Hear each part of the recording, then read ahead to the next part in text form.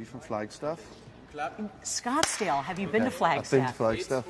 Seriously? Yeah, loved it. You've been to Flagstaff? Yeah, on our driving honeymoon. through or for what? We drove across America for our honeymoon. Yeah, started in San Francisco, ended in New York, 5 weeks, and we did a night in Flagstaff. Loved it.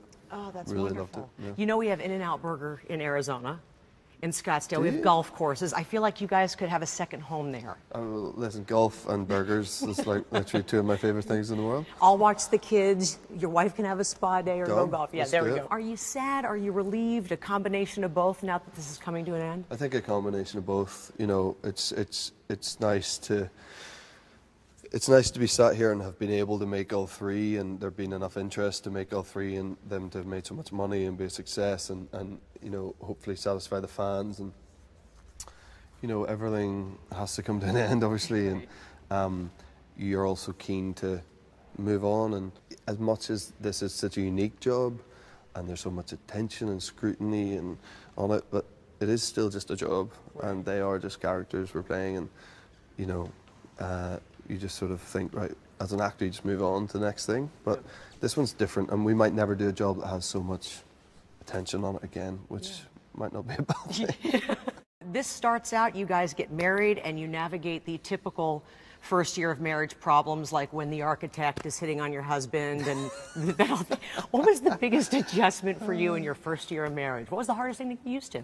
My wife got pregnant very early on in our first year of marriage, so that becomes all-encompassing. It all becomes all about that, I guess. And I mean, we lived together for a long time before, so I sort of feel like marriage didn't really change, like our day to day, and I still feel that. You know, we're about to celebrate our 5th wedding anniversary. Aww. And I still feel the same. I just feel like I'm just living with this like amazing person who I love and who's like my mate, and now we have these 2 beautiful little girls in our life. But I think that because the pregnancy happened in our first year, that feels like that took all the attention, and maybe took some of the whatever pressure could potentially be put on us away from us in a way, you know.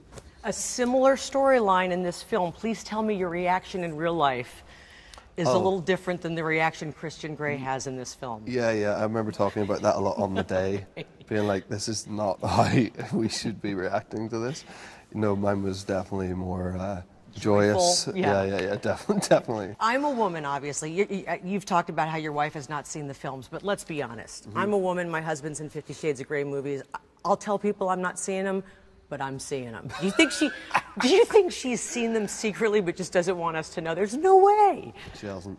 She said one time I was away filming something else last year, maybe. I was in Budapest for a while, and I think she said, you know, it comes up in so many different, suddenly it's on demand or whatever, and it pops up and there's an advert, you're looking for something else and it says, I'm now available on demand.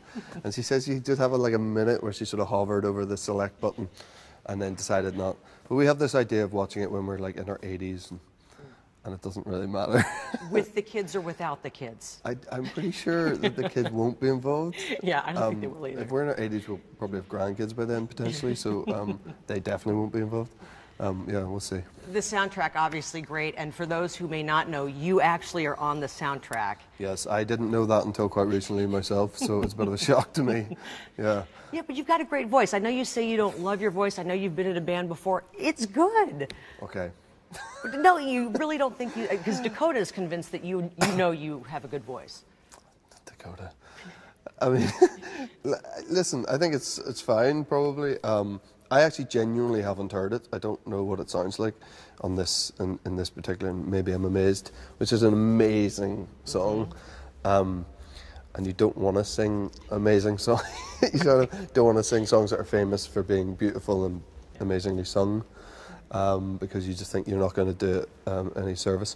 But yeah, it's on there. I think it's only like 1 minute and 15 seconds, which is too long. No, it's not. It's actually good, and the soundtrack's so good. It's funny because in the films, obviously, every time you get intimate, and there are many scenes, sure, here comes a great song to go along with the action. It's true. What is the most romantic song, in your opinion, just in general? God, I don't know. Romantic song. Probably "Sweet Thing" by Van Morrison. It's a great song. Yeah. Anything off Astral Weeks. It's the best album of all time. So.